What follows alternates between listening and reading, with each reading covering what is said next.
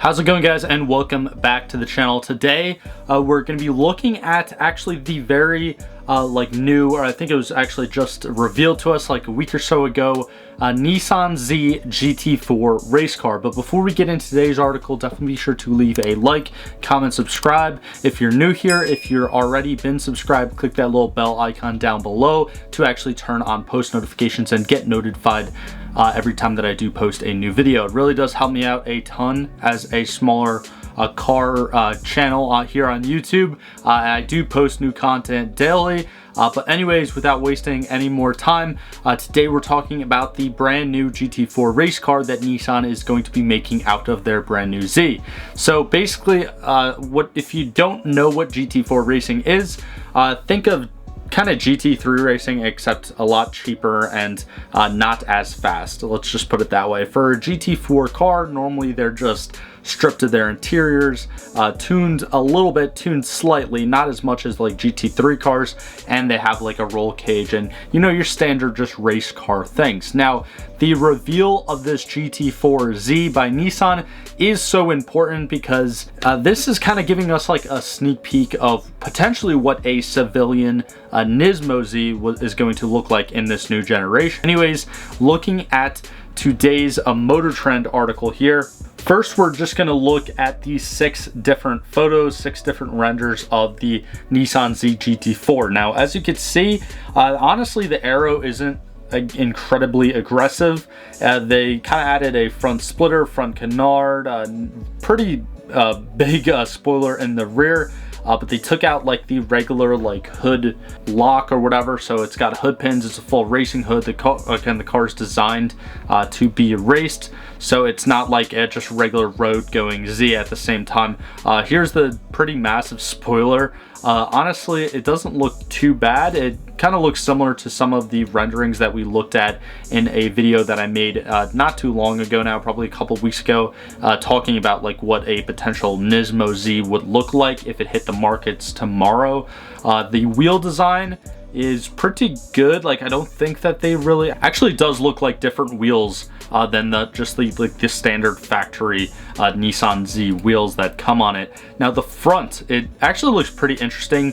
Kind of looks ugly in the front, but they basically just made the grille even more rectangular than it already is. If we actually go ahead and just search up like Nissan Z front, so here's just like the front of a regular Nissan Z, and then when you compare that to the race car, obviously they have no need for any sort of stylish grille that they got going on right here, so they just stripped that out, and there's this now like mesh grilling.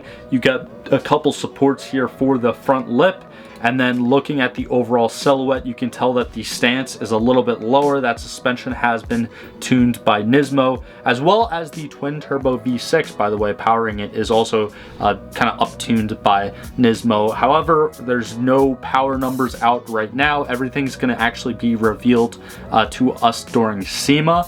So this GT4Z is actually going to be at SEMA. I don't think it's going to be like center stage or anything, but it's definitely going to be displayed there. On the back, you still have that pretty cool Z badge, and then the GT4 badge right over. Also, the Z badge, I have to say, when I actually saw one in person at the 2022 New York Auto Show this past April, I honestly love the badge. I love the new logo. It's not really like a new logo. I guess it's kind of been passed down through the generations, but I love the simplicity of it. And also the actual Nissan badge right here actually hides the like little backup camera, and I think the keyhole as well. I know it looks like the keyhole's kind of to the right of this GT4Z, but I think on the factory Z's, the keyhole to actually open up like the back trunk is hidden and that logo. But anyways, looking at this rear picture of this GT4Z, probably the most glaring thing that is staring me in the face is this single exit exhaust. Now, I don't know why the hell Nissan would do this.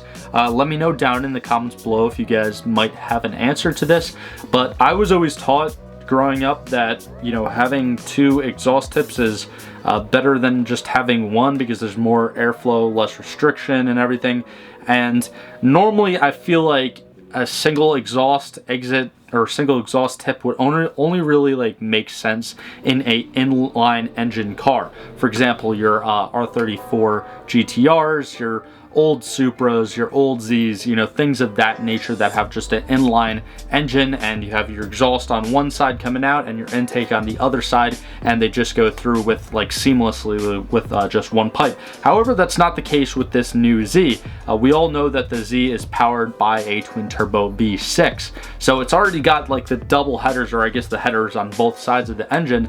So I don't know why that they got both those kind of exhaust pipes going into one. Maybe it is something that has to do with GT4 regulations, but again, I'm not quite sure. So let me know down in the comments below if you guys have an answer as to, or have a theory as to why Nissan is just going with like a single exit exhaust on this GT4Z. But yeah, as you can see, that is pretty much all the renders that we currently have of this new Z.